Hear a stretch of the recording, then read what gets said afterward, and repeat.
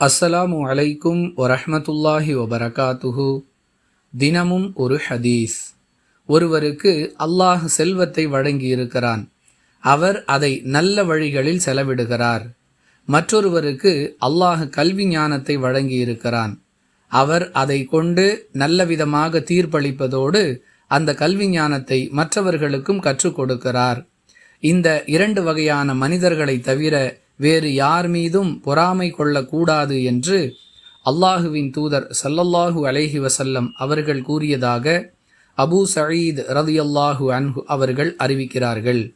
நூல் புகாரி, ஹதீஸ் எண் 1409. அன்பிற்குரிய அல்லாஹுவின் நல்லடியார்களே, பொறாமை என்பது இஸ்லாத்தின் பார்வையில் வெறுக்கத்தக்க ஒரு குணம். இந்த குணத்தை மார்க்கம் வலிமையாக தடுக்கிறது.